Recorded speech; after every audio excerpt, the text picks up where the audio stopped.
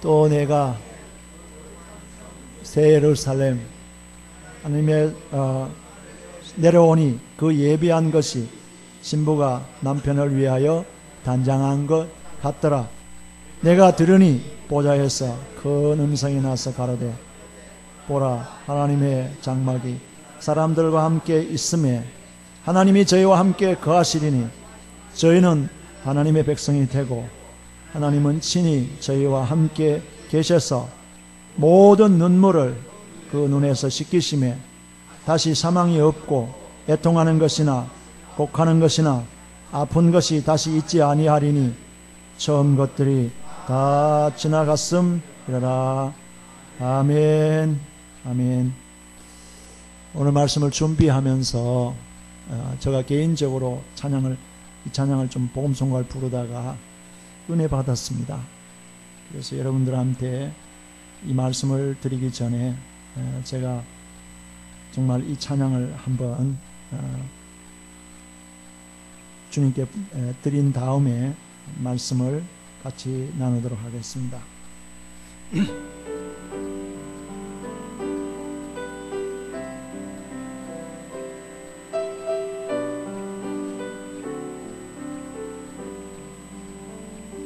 손에 있는 무기보다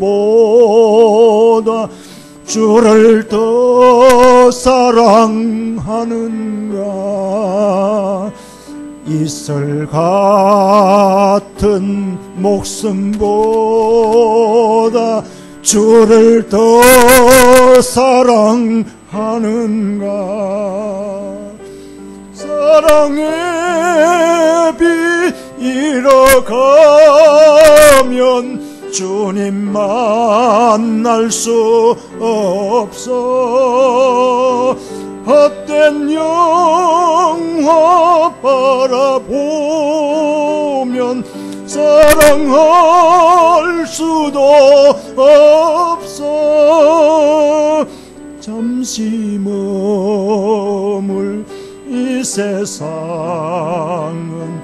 헛된 것들 뿐이니 주를 사랑하는 마음 금보다 더 귀하다.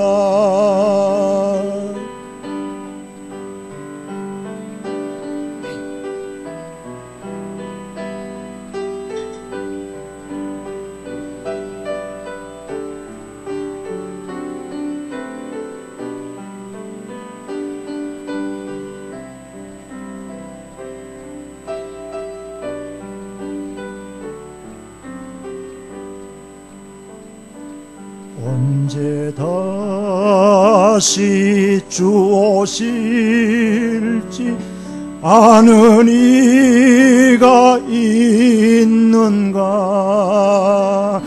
신랑으로 오실 주님 맞을 준비되었는가.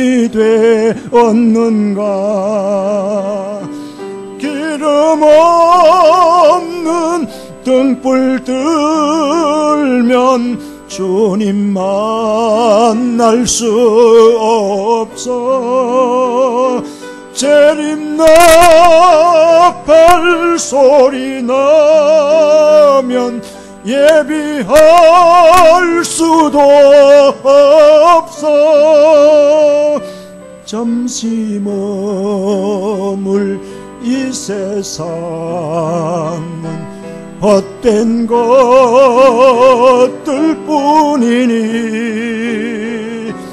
주를 맞을 준비함이 금보다 더 귀하다.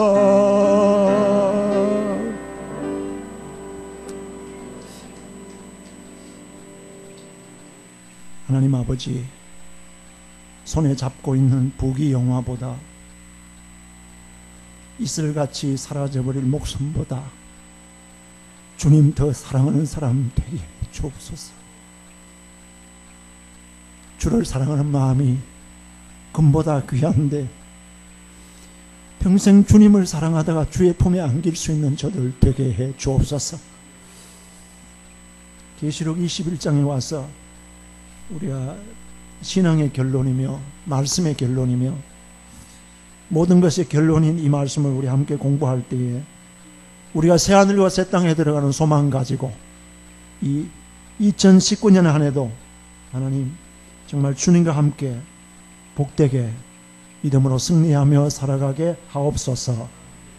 예수 그리스도의 이름으로 기도하옵나이다. 아멘.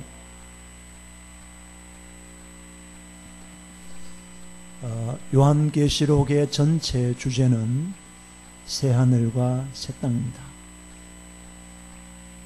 구약, 신약, 신구약 성경 전체의 결론이 바로 오늘 새하늘과 새 땅입니다.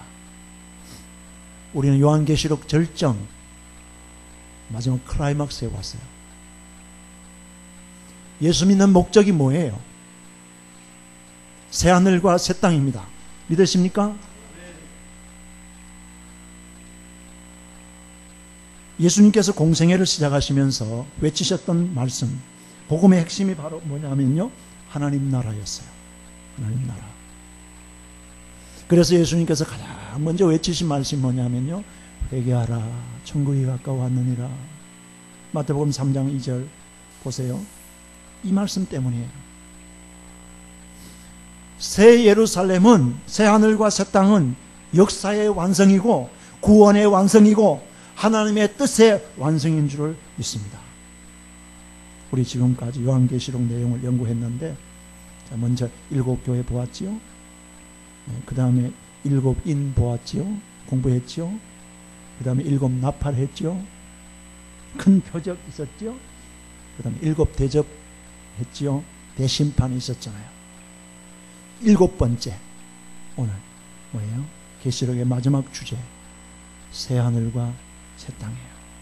새 예루살렘의 계시에 여러분, 이 오늘 공부하게 되는 이 새 하늘과 새 땅은 우리의 마지막 종착역이에요. 저와 여러분들이 가야 되는 그곳인 줄을 믿습니다. 예수 믿어서 고상한 사람 되고 뭐 행복한 가정도 되고 병 고침을 받기도 하고 기업이 성공하고 자녀가 은혜를 받는 이런 것들은 다 부수적인 것이에요.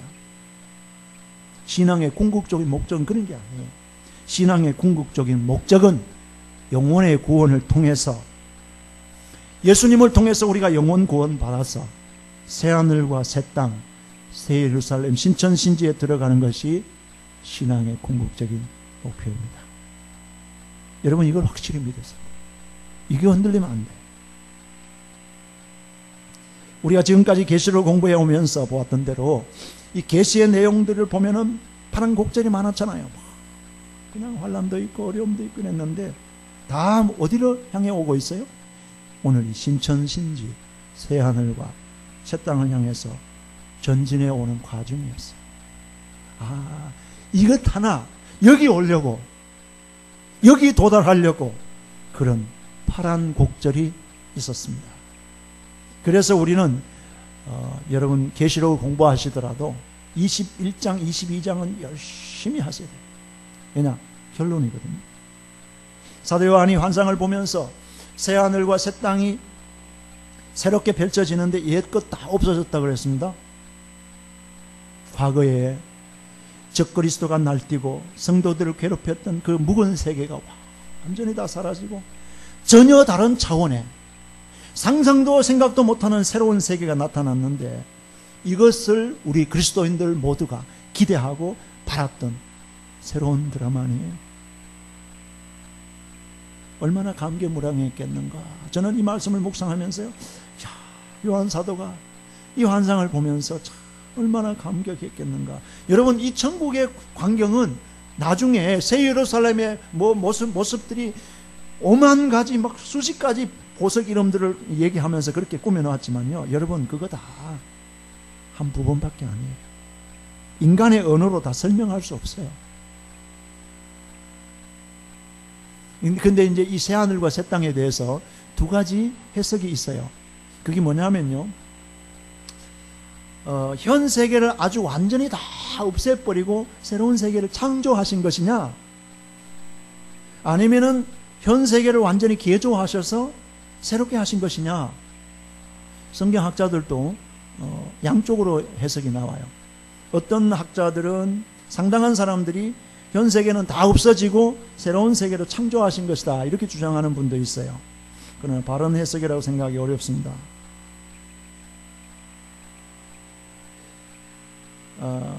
이 세상은 죄로 말미암아서 변질되어 버렸습니다.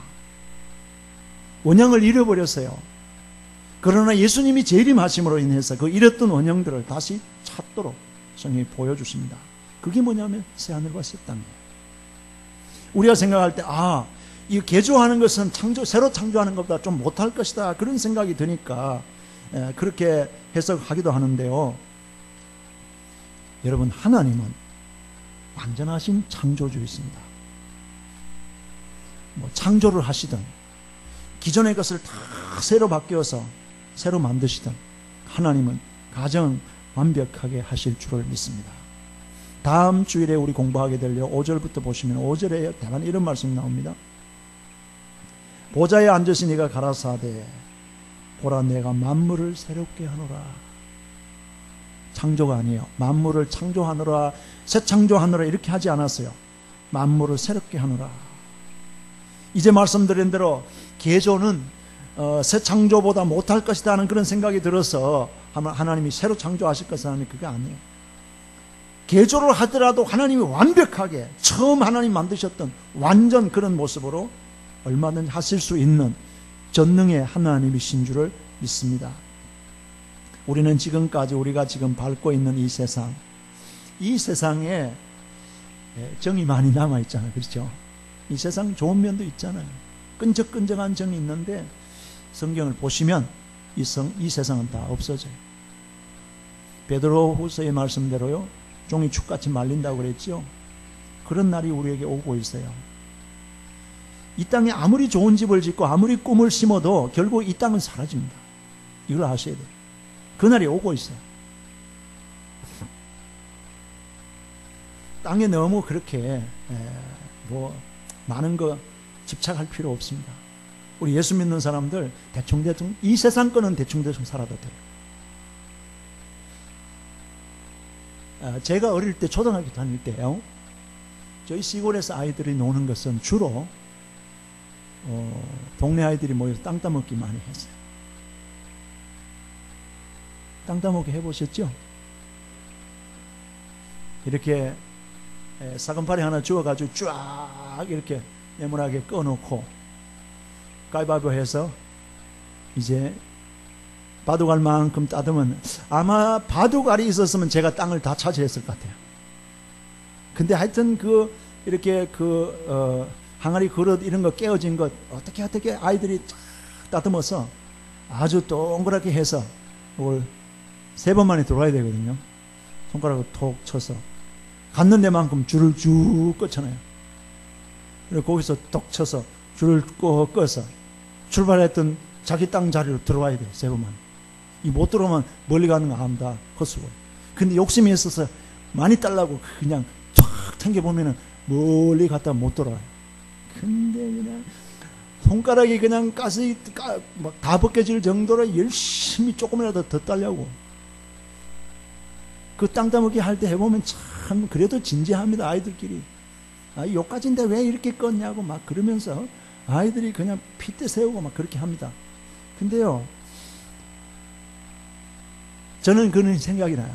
아이들 부르던 동대야 밥 먹으러 왔느라 그러면, 종씨가 밥 먹으러 오느라 그러면은 한 놈씩 다 일어나. 그래 그냥 집으로 다 쫓아가 버려요. 그러면은 그 땅 따먹기 몇십 분 전까지 그냥 정말 목숨 걸듯이 하던 게요, 아무것도 안 해요. 이 세상 것들이 어떻게 보면요, 아이들이 바닷가에서 모래성을 12채를 만들고 20채를 짓는 것과 똑같아요. 파도가 한번 와서 지나가 버리면 다 없어져요. 이 땅에서 빌딩 숲을 이루고 내 땅을 수만 평 확보해도 주님 다시 오실 때는 아무것도 아니에요.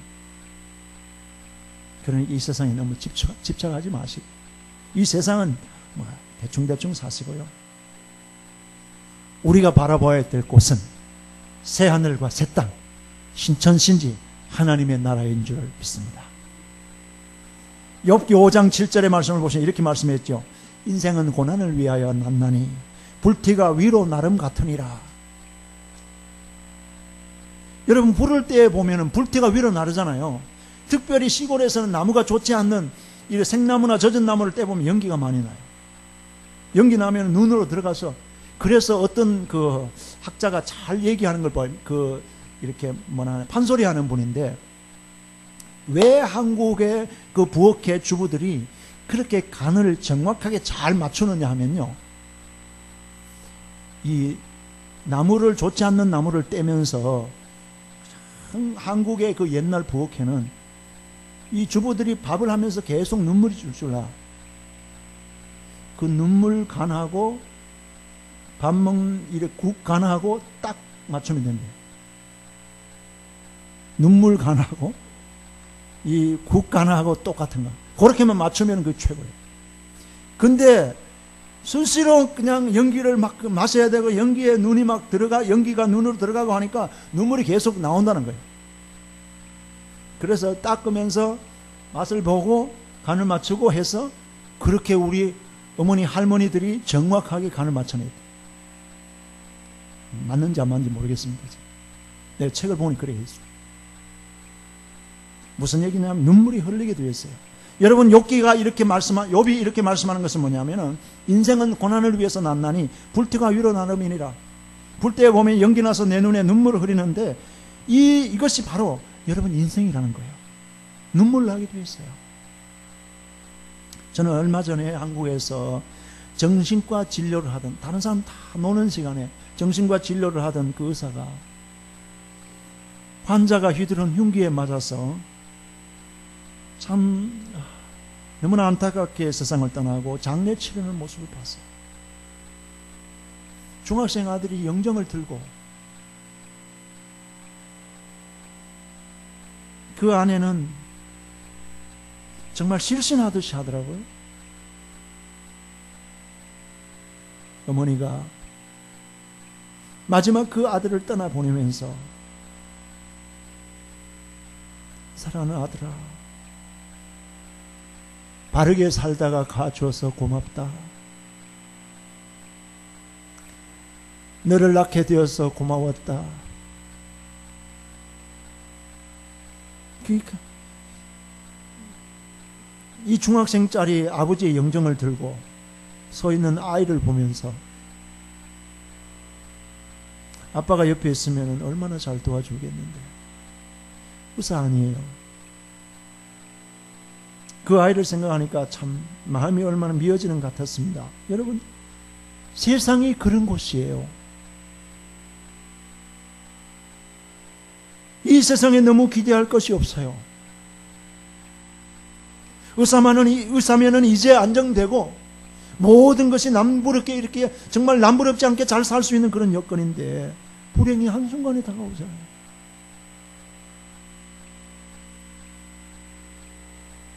우리가 이곳은 영원히 살 곳이 아니에요. 새하늘과 새 땅이 있음을, 우리는 언제나 새하늘과 새 땅으로 가야 될 사람인 것을 잠시라도 잊어버리지 마시기를 바랍니다. 우리는 새하늘과 새 땅, 여기 많이 투자하지 마세요. 여기 투자하시면요 후회하시게 됩니다.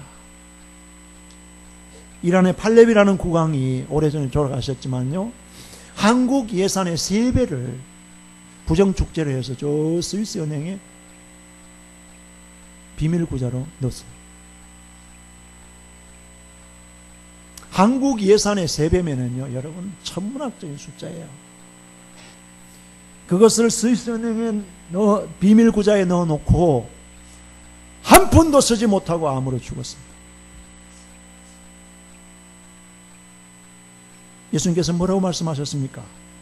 너희를 위하여 보물을 땅에 쌓아두지 말라. 거기는 좀과 동록이 해하며 도적이 구멍을 뚫고 도적질하느니라. 오직 너희를 위하여 보물을 하늘에 쌓아라. 거기는 좀이나 동록이 해하지 못하며 도적이 구멍을 뚫지도 못하고 도적질도 못하느니라. 내 보물이 있는 곳에는 내 마음도 있느니라. 여러분, 천국에 대한, 새하늘과 새 땅에 대한 확신만 있으면은 새방에 살아도 기죽지 마세요. 저희 모빌홈 살아도요, 하나도 기 안 주고. 옆집은요, 2층에 아주 되게 잘 사는 집이에요. 딱 타만 하러. 어떤 데는 좀 내려다보고 하는 게, 보이는 게 좀 그래서 그런데, 기는 안 죽습니다. 그때 보자. 그 옆집 사람 누군지 몰라요. 지금 이사 갔다 새 주인으로 바뀌었는데, 담이 높게 쳐져서, 저희 집은 모빌홈이고, 이 집은 그냥 2층 집이라도 굉장히 비싼 집. 100만 원 넘어갈 것 같아요. 근데요, 그때 보자. 언제? 새하늘과 새 땅에 못 왔으면 별볼이 없어요. 여러분, 부러워할 거 없습니다. 우리 사랑하는 안디옥 성도님들, 정말로 새하늘과 새 땅에 소망을 가지고 믿음으로 살아갈 수 있기를 바랍니다. 우리 목적은 거기에요. 목적지를 정확하게 아시고 갔습니다. 자, 4절입니다. 4절. 한 절 한 절씩을 좀 다 해드리면 좋은데 시간이 그렇지 못해서요. 4절 우선. 자, 우리가 가야 될 새하늘과 새 땅이 어떤 곳인지 앞으로 자세한 건 또 나옵니다만은 오늘 우선 없는 것만 4가지 공부하겠습니다. 4절 시작. 모든 눈물을 그 눈에서 씻기심에 다시 사망이 없고 애통하는 것이나 곡하는 것이나 아픈 것이 다시 있지 아니하리니 처음 것들이 다 지나갔음. 할렐루야. 하나님이 함께 계셔서 성도의 모든 눈물을 씻겨주신다고 하셨습니다. 이 눈물이 무슨 눈물일까요? 주님의 몸된 교회를 위해서, 성전을 위해서, 주님의 복음사역을 위해서 신앙생활을 하면서 흘리는 갖가지 눈물들. 여러분, 저는 생각했습니다. 예수 바로 믿으려면 울 수밖에 없어요.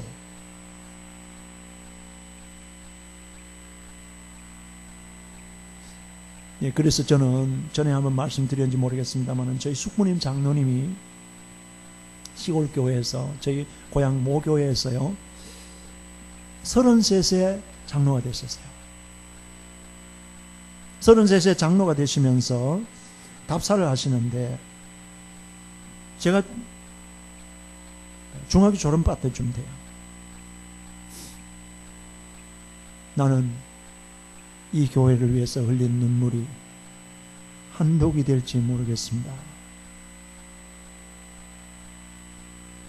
중학교 다니던 시절부터 예수를 믿고 온 가문이 다 핍박하고 한 사람도 이렇게 예수 믿는 사람이 없는 그런 가문에서 예수를 믿고 그때부터 계속 어려운 시골교회 개척하면서 울고 또 울고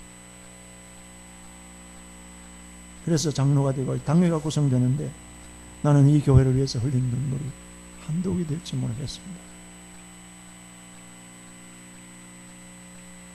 아무도 믿지 않는 가정에서 예수 믿으면서 온갖 핍박을, 온갖 어려움을 다 감수하면서 힘들게 시골 교회를 섬기면서 흘리신 눈물.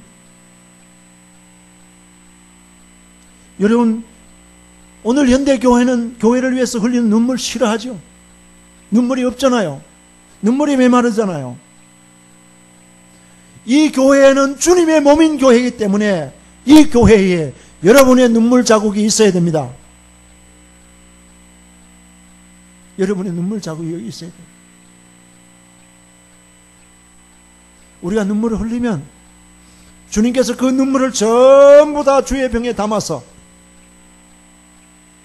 귀하게 간직하실 줄을 믿습니다. 시편 56편 8절 말씀에 나의 유리함을 주께서 계수하셨나니 나의 눈물을 주의 방에 담으소서. 이것이 주의 책에 기록되지 아니하셨나이까. 왜 이 시편 기자는 하나님 앞에 눈물병이 있다고 그랬어요? 우리의 눈물을 거기 다 담아넣었어요. 그것만 보면 우리 인생을 어떻게 살아왔는지 증거 아니겠어요? 너 정말 진실하게 살았구나. 너 정말 나를 뜨겁게 사랑했구나. 너 정말 나를 위해서 이렇게 헌신했구나. 여러분, 그 눈물병 보면 금방 드러나리라고 생각합니다. 더 말할 필요가 뭐 있겠어요? 오늘 요한 사도를 통해서 우리에게 보여주시는 새하늘과 새 땅의 특징이에요. 4가지가 없다고 그랬습니다. 정확하게 기억하십시다. 천국에 없는 거예요. 첫째 뭐예요? 사망이 없습니다. 천국에는 사망이 없는 곳인 줄을 믿습니다. 우리는 1년이라도 더 살려고 몸부림치잖아요. 병원에 가보세요. 단 며칠이라도 더 살려고 얼마나 노력합니까? 그것도 원하는 대로 되지 않죠. 그런데 천국은 아예 사망이 없습니다. 천국에는 더 이상 장례식이 없어요. 천국은 죽음이 없습니다. 믿으십니까? 제 얘기 아니에요. 하나님 말씀이잖아요. 애통하는 눈물이 없습니다. 우리는 세상에서 얼마나 많은 애통의 눈물을 흘렸습니까? 여러분이 아이들을 키워보면서, 자녀들을 키우면서, 또 인간관계 속에서 얼마나 수많은 애통의 눈물을 흘리셨습니까? 때로는 장자가 에어지는 것 같은 그런 애통의 눈물을 많이 흘리셨죠. 근데 저와 여러분들이 가게 되는 새하늘과 새 땅에는 애통의 눈물이 없는 곳인 줄을 믿습니다. 애통하는 곳이나 곡이 없다고 그랬어요. 사랑하는 사람을 잃었을 때에 거기에는 통곡의 소리가 하늘을 찌릅니다. 근데 그 나라에는 곡하는 것이 없다 이랬어요. 마지막 4번째 뭐야? 뭐가 없어요? 아픈 것이 다시 있지 않아요. 권사님, 새하늘과 새 땅에는 아프지 않을 줄을 믿습니다. 얼마나 힘드세요? 얼마나 어려우세요? 그렇지만은 저와 권사님이 가게 되는 새하늘과 새 땅에는 아픈 것이 다시 없는 줄을 믿습니다. 지긋지긋한 질병이 그곳에는 더 이상 없어요. 천국은 더 이상 병원이 개업할 수가 없어요. 병원이 없어요. 이 놀라운 천국, 이 엄청난 은혜가 우리 앞에 펼쳐질 것을 생각하시며 여러분 기대하시기를 축원합니다. 우리 다 거기 가요. 아무리 좋은 환경에서 살아도, 아무리 좋은 조건에서 사랑하는 사람과 같이 살아도 남편이 병으로 쓰러질 때, 아까 제가 예를 들었잖아요. 아버지가 정신병자에게 흉기로 쓰러지고 나니 이제 그 아이들은 눈물이에요. 그 아내는 눈물일 거예요. 눈물의 인생을 살게 될 거예요. 강도가 들어와서 칼부림을 할 때에, 정신병자가 흉기를 휘둘러서 사랑하는 사람을 잃어버렸을 때에 그 아픔이 얼마나 커요. 천국에는 없다고 그랬습니다. 사고가 없습니다. 암이 없습니다. 억울한 일을 당한 일도 없고 애통할 일도 없고 가장 좋은 낙원이 예비되어 있는 줄을 믿습니다. 영원한 즐거움만 있을 것입니다. 이 새하늘과 새 땅의 은혜와 기쁨, 그 축복들을 누리는 여러분 되어지시기를 주님의 이름으로 축원합니다. 기도하십니다. 하나님 아버지, 풍파가 많고 한숨과 탄식과 어려움이 많은 이 세상이지만은 우리는 여기가 종착역이 아니고 우리의 종착역은 새하늘과 새 땅인 것을 아버지 기억하고 감사드립니다. 이 땅을 우리를 위해서 허락해 놓으시고 예배하신 하나님을 찬양합니다.